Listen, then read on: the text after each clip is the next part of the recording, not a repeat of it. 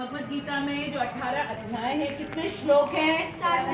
700 श्लोक है। ठीक है, अब 700 श्लोक में सबसे ज्यादा श्लोक किन्होंने बोला है? कृष्णा ने बोला है। कितने हैं वो? 574। लाउडली 574। कैसे याद कर लेते हैं हम? 5 पांडव से। ठीक है, और 5 पांडव क्या करते थे? 7 days in a week केवल कृष्णा कृष्णा कृष्णा कृष्णा करते रहते थे। ठीक है, कहाँ 4 डायरेक्शंस होते हैं, नॉर्थ, साउथ, ईस्ट, वेस्ट, हर डायरेक्शन में केवल वो कृष्ण को याद करते रहते थे। 5 7 4 हो गया। ठीक है, कृष्णा ने बोला है। अच्छा, अब उसके बाद हम आते हैं, अर्जुन ने कितने श्लोक बोले? 84। कैसे याद करते हैं हम? 84 लाख योनियां हैं। ठीक है, जो कृष्ण को याद करता है वही 84 लाख योनि से बाहर निकल पाता है। ठीक है, अर्जुन ने 84 श्लोक बोले। ठीक है, इसके बाद संजय हैं, कितने श्लोक बोले उन्हें? 40। कितने बोले? 40। अली बाबा 40 चोर के थे ना, 40। ठीक है, 40। हाँ 41 है अभी। 41 नहीं 41। I think you are right Raunak. 41। आपने तभी कहा था 40 चोर अली बाबा को भी जोड़ अली बाबा को भी जोड़ दो। ठीक है, 40 चोर और अली बाबा को जोड़ दिया हमने। 41 श्लोक बाय संजय, और बचा एक। ठीक है, तो वो किसने बोला? धृतराष्ट्र ने। जो पहला श्लोक है पहले अध्याय का, वो धृतराष्ट्र ने बोला है। ठीक है, अच्छा अब हम आते हैं कि भगवत गीता का जो दूसरा अध्याय हम लोग पढ़ रहे हैं, इसको क्या कहा जाता है? इसका क्या नाम है? गीता का सार कहा जाता है। सार का मतलब क्या होता है? समरी, पूरा निचोड़। ठीक है, वो है इसमें। और इसमें कितने श्लोक है? 72। क्या है? 72 श्लोक है इसमें। ठीक है, अच्छा अब ये जो गीता का सार है, इसमें भगवान ने हम लोगों को क्या क्या बताया है? क्या क्या बताया? सबसे पहले क्या बताया? देह और देही में अंतर। इसको कौन सा योग कहा जाता है? सांख्य योग कहा जाता है। पूरा डिटेल में बताया देह क्या होता है और देही कौन है। ठीक है, देह किसका अंश है? किसका अंश है? कृष्ण। देह पंच तत्व का अंश है। पंच तत्व कौन कौन से होते? भगवान। फटाफट बोलो। भ से भूमि, ग से गगन, व से वायु, अ से अग्नि, न से नल। ठीक है, तो ये जो हमारा देह है ये पंच तत्व का ये अंश है। ठीक है, उससे बना हुआ है। और जो देही है, जो इस पंच तत्व के बने शरीर को चलाता है, जो ड्राइवर है, वो कौन है? सोल है, आत्मा है। वो किसका अंश है? कृष्ण का अंश है। तो सबसे पहले भगवान ने दूसरे अध्याय में सांख्य योग के बारे में बोला। क्यों बोला सांख्य योग के बारे में? सबसे पहले बोलो अभिलाषा, क्यों बोला? सबसे पहले सांख्य योग के बारे में ही क्यों बोला? ताकि वो अर्जुन को बता सके कि देही और देह में क्या अंतर होता है। शाबाश। क्यों ये बताना उन्होंने उचित समझा? क्योंकि वो सोच रहे थे कि वो अपने सभी संबंधियों को मार डालेंगे तो नरक में वास करना पड़ेगा। डरे हुए थे, कंफ्यूज थे, घबराए थे। और जो डरा हुआ होता है, कंफ्यूज होता है, घबराया हुआ होता है, वो अपनी इंटेलिजेंस को यूज नहीं कर पाता है। अर्जुन तो सर्वश्रेष्ठ योद्धा थे ना। किसने बोला था कि अर्जुन सर्वश्रेष्ठ योद्धा है? द्रोणाचार्य ने बोला था। ठीक है, और ये भी कह दिया था न अर्जुन जैसा कोई योद्धा हुआ है, न है, न होगा। और उस अर्जुन की क्या हालत हो गई थी? रौनक रो रहा था। हाथ से गांडीव वो छूटने जा रहा है, रथ के पिछले भाग में बैठ गया रोते रोते। ठीक है, तो पहले भगवान को लगा कि इसको मैं पहले इससे बाहर तो लाऊं, तब तो जाकर के ये कुछ करने योग्य बनेगा। इसलिए भगवान ने सबसे पहले सांख्य योग बता दिया देह और देही में क्या अंतर है। अब बताया कि अर्जुन तुम देह नहीं हो और ना ही यहाँ पे जितने उपस्थित है इनमें से कोई देह नहीं है। हम सब कोई देह नहीं है, हम आत्मा। अब हमको हमारी पहचान मिल गई, हमें पता चल गया कि हम कौन हैं। ठीक है, और हम किसके अंश हैं। तो अब हमें रिलेशनशिप पता चला कि जैसे कृष्ण, ठीक है, अव्यय है, कभी समाप्त नहीं होंगे, ठीक है, वो कभी भी किसी भी तरीके से उनको कभी न समाप्त किया जा सकता है, न उन्हें मापा जा सकता है, वैसे ही हम भी हैं। लेकिन सिर्फ एक अंश है, एक अंतर है कि कृष्ण जो है वो सर्वव्यापी है, हम सर्वव्यापी नहीं हैं। हम अपने इस शरीर में रहते हैं। कृष्ण को सबका पता होता है, हमें अपना भी नहीं पता होता है, ठीक है। हमारे शरीर में कौन सी बीमारी हो रही है, ठीक है, हमारा भविष्य क्या होगा, हमें कुछ नहीं मालूम, लेकिन कृष्ण को सब मालूम है। लेकिन हम वैसे ही हैं, ठीक है, क्वालिटीज में अव्यय है, ठीक है, हम नश्वर नहीं है, बिल्कुल कृष्ण के बराबर।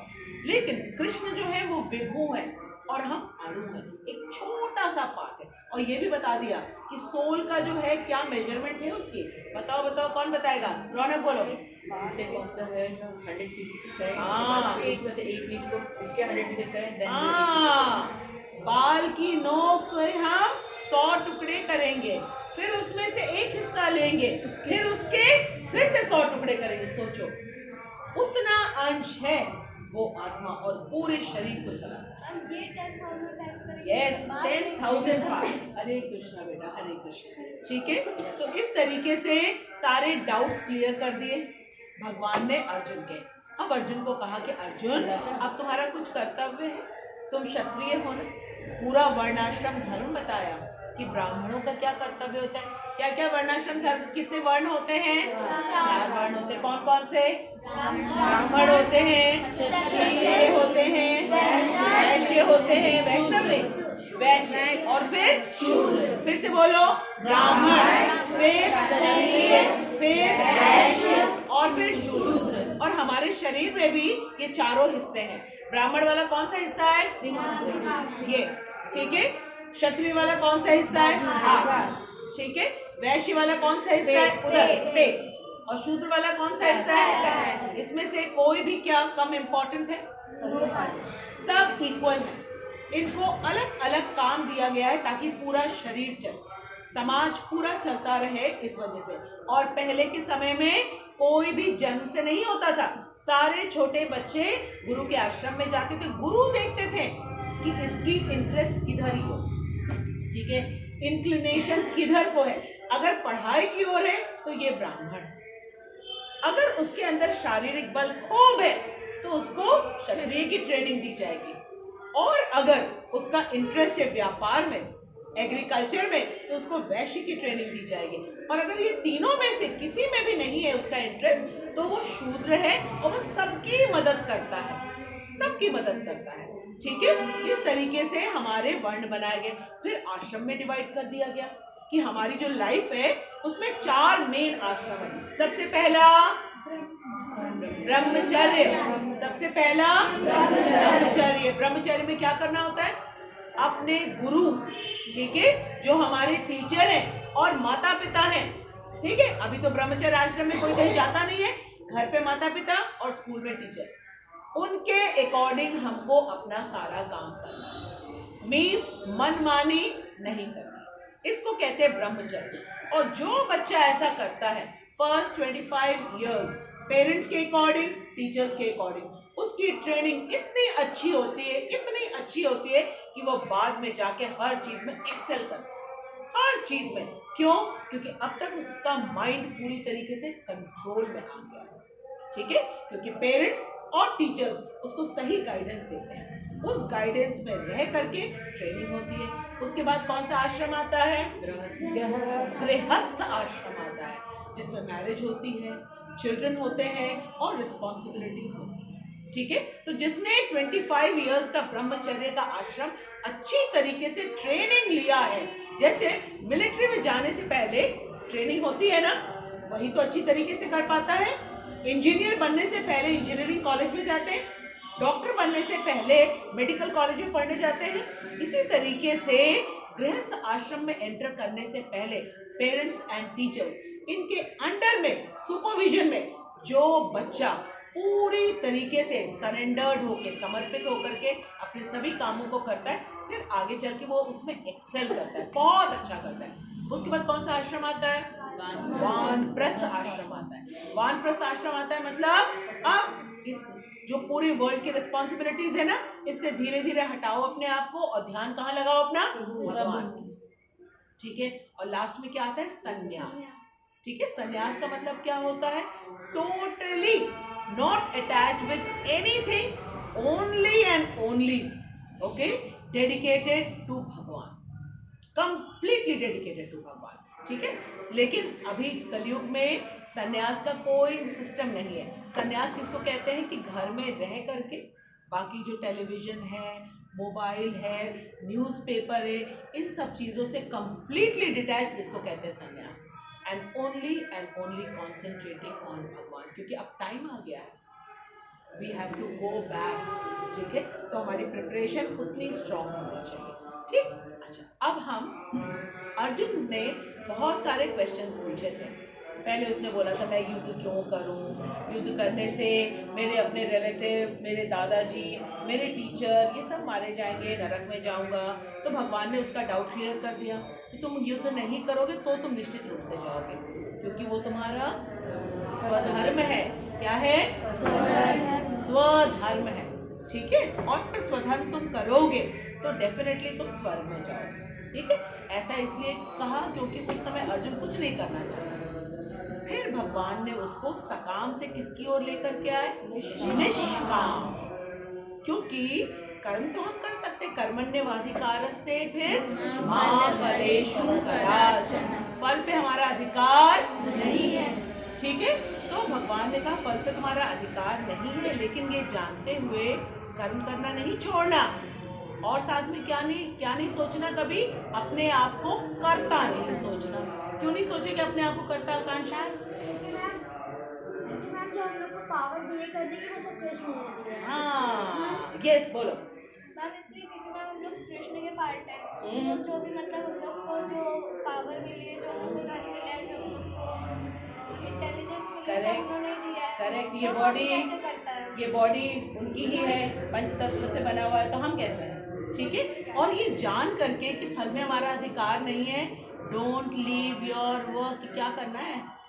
जब फल पे हमारा अधिकार नहीं है तो अकर्म से भी अटैच नहीं होना है। 3 चीजें करनी है और एक चीज नहीं करना है। फल पे अधिकार नहीं, ठीक है, उल्टा बोल दिया मैंने। 3 चीजें नहीं करनी है और एक चीज करनी है। क्या है? हमें सिर्फ कर्म करना है अपना। हाँ, फल पे हमारा कोई अधिकार नहीं है, अकर्म हमको करना नहीं और अपने आप को कर्ता मानना नहीं। ठीक है। तो 3 चीज नहीं करनी और एक चीज करना। वो क्या है? सिर्फ हमारा कर्म। अच्छा, भगवत गीता के 5 विषय हैं, वो कौन कौन से हैं? सबसे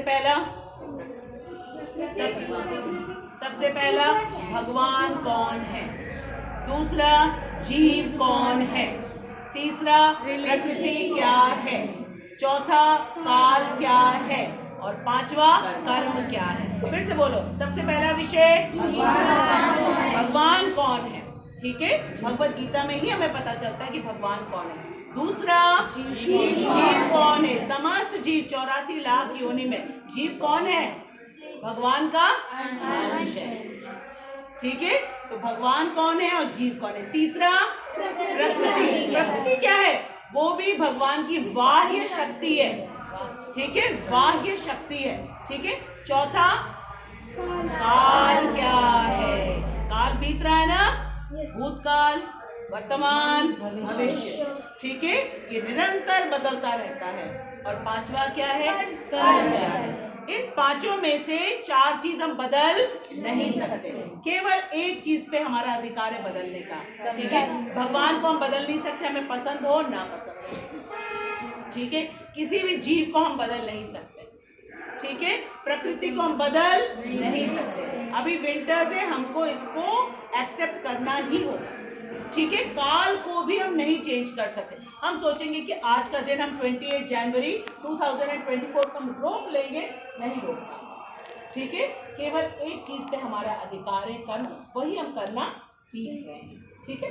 फिर जब अर्जुन बहुत कंफ्यूज हो गया, तब भगवान ने उसको कहा कि स्थिर प्रज्ञ बनो। स्थिर प्रज्ञ का मतलब क्या होता है? स्थिर प्रज्ञ, इसका मतलब कृष्ण भावन में स्थित। स्थिर रहना, जिसका माइंड इधर उधर भागता नहीं है, ठीक है, डिस्ट्रैक्ट नहीं होता है, ठीक है। तो अब अर्जुन ने क्या क्वेश्चन पूछ लिया, जब भगवान ने कहा स्थिर प्रज्ञ बनो, तो उसने क्या पूछा, उसने 4 क्वेश्चंस पूछे फिर से। कौन कौन से? स्थिर प्रज्ञ व्यक्ति के बाह्य लक्षण क्या है, what are his outer symptoms. क्या आंसर दिया भगवान ने? वो हर जगह भगवान को देखता है, क्योंकि उसको ये नॉलेज होती है कि भगवान सर्वव्यापी है, पंच तत्व के माध्यम से भगवान हर जगह है, फिर परमात्मा के रूप में प्रत्येक जीव में स्थित है, ठीक है। इसलिए वो हर जगह भगवान को देखता है, इसलिए वो हमेशा भगवान को देखता है, भगवान का गुणगान करता है, कोई भी चीज है। ये उसका बाह्य लक्षण हो गया, ठीक है। सेकंड क्या था, वो कैसे बोलता, वो कैसे बोलता है, ठीक है। बोलने का अर्थ क्या होता है कि वो कैसे जब उसके लाइफ में, ठीक है, हैप्पीनेस आता है और प्रॉब्लम आता है, दोनों चीजों से डील कैसे करता है।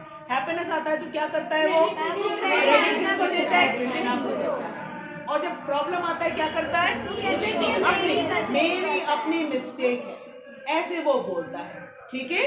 क्रेडिट कृष्णा को और मिस्टेक तो मेरी मिस्टेक है, ठीक है। इसके बाद क्या नहीं बोलता है वो, कभी भी किसी को ब्लेम नहीं करता है, किसी को और किसी व्यक्ति को भी वो जरूरत से ज्यादा प्रशंसा नहीं करता है, ठीक है। क्यों? क्योंकि उसको मालूम है कि एक्चुअल में कृष्ण करवा रहे हैं, इसलिए वो हमेशा किसकी प्रशंसा करते हैं, कृष्ण की, और कभी भी किसी व्यक्ति को ब्लेम नहीं करते, ठीक है। ये 3 चीजें हो गई। अब फिर नहीं, 2 चीजें हो गई, कैसे बोलता है, फिर क्या कहा, कैसे वो बैठता है।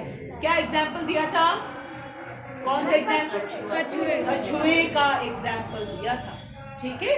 कछुआ क्या करता है, जब सारा एनवायरनमेंट जो है फेवरेबल होता है, अच्छा होता है, डेंजर नहीं होता है, क्या करता है, अपने सारे लिम्स को बाहर निकाल लेता है और आराम से चलता है, फिरता है। लेकिन जरा सा भी उसको अगर डेंजर दिखता है तो क्या करता है, सब अंदर कर लेता है और चुपचाप वहां पे धैर्य पूर्वक बैठ जाता है, वेट करता है कि वो डेंजर की सिचुएशन खत्म हो जाए, ठीक है। हमारे लिए डेंजर की सिचुएशन क्या है और फेवरेबल क्या है हम सबके लिए? मैम हमारे लिए फेवरेबल है कि हम कृष्णा से जुड़ पाए, उससे मतलब कनेक्ट हो पाए कि वो हमसे क्या बोलना चाह रहे हैं और हम लोग इस बर्थ साइकिल से बाहर आए। Correct, very good. और फेवरेबल सिचुएशन हमारी क्या है कि जब हम कृष्णा डिवोटीज से मिलते हैं तो अपने सारे सेंसेस को हम उसमें आराम से लगा दें। लेकिन जब हम ऐसे लोगों से मिलते हैं जो कृष्णा डिवोटीज नहीं है, कृष्णा लवर्स नहीं है, तो हमको अपने कान बंद तो कर नहीं पाएंगे, लेकिन अंदर ही अंदर क्या करना शुरू कर देंगे, हरे कृष्ण महामंत्र की चैंटिंग करने लगेंगे। कछुए का एग्जाम्पल हम हमेशा याद रखेंगे कि जब फेवरेबल होगा, फेवरेबल मतलब कृष्णा लवर्स, कृष्णा डिवोटीज खूब खुल के मिलेंगे, उनके साथ हम खूब खुल के मिलेंगे, ठीक है, इंटरैक्ट करेंगे, क्योंकि उनसे हम सीखेंगे, ठीक है। और जहां इसका ऑपोजिट एनवायरनमेंट मिलेगा, बस हम चुपचाप क्या करेंगे, अंदर ही अंदर हरे कृष्ण करना शुरू कर देंगे, ताकि बाहर की चीजें हमें सुनाई न दे, ठीक है, ताकि हमारी भक्ति में थोड़ा सा भी अंतर ना। ये कछुए का एग्जाम्पल, ठीक। अब हम आगे कौन से सेक्शन में कि वो चलता कैसे है, ये लास्ट क्वेश्चन है ना कि वो चलता कैसे है, ठीक है। अब चलने में क्या किसका एग्जाम्पल दिया गया था कि हमको चलना है मतलब सारी इंद्रियों से काम करना है, और अगर हम इंद्रियों को कंट्रोल करने की कोशिश करेंगे, ठीक है। इंद्रियां क्या क्या है हमारी, कौन कौन सी हैं? 5 है ना, बोलो कौन कौन सी है? आईज है, ईयर्स है, नोज है और टंग है और स्किन है, ठीक है। अब इन्हीं से हमको काम करना है, देखना भी है, सुनना भी है हमको, ठीक है, टेस्ट भी करना है, स्मेल भी करना है और फील भी करना है। इस तरीके से हमको अपना सारा काम करना है। क्या हम इनको कंट्रोल कर सकते हैं, अपनी इंद्रियों को? कर सकते हैं। कैसे कर सकते हैं? कृष्ण आए से कृष्ण को देख सकते हैं, हाँ, टंग से उनका प्रसाद खा सकते हैं, वेरी गुड। नोज से अच्छी चीज सुन सकते हैं, नोज से जो हमने कृष्णा को ऑफर किया है ना, फ्लावर्स, तुलसी लीव्स, फ्रूट पहले ऑफर करें, उसके बाद हम खूब अच्छे से स्मेल करें और फिर उसको हम एंजॉय करें इस तरीके। हाँ बेटा, with the skin we can feel. अभी हम लोगों ने केशव को फील किया ना, केशव को फील किया हमने। हम डिवोटीज को हक करते हैं, ठीक है, इस तरीके से हम फील करते हैं। तो एक कृष्णा डिवोटी जो होता है वो अपने सारे सेंस ऑर्गन्स को कृष्ण के लिए लगा देता है और इससे क्या होता है कि उसको पूरा नरिशमेंट भी मिलता है और उसको आर्टिफिशियली कंट्रोल नहीं किया जाता है। किसका एग्जाम्पल दिया गया था आर्टिफिशियली कंट्रोल करने का? किसका? जहरीले सांप का। करेक्ट। जैसे ही उसको मौका पाएगा वो क्या करेगा? भागेगा फिर से। हरे कृष्णा। ठीक है, अच्छा अब हम आगे चलते हैं। रौनक, कौन सा श्लोक था बेटा?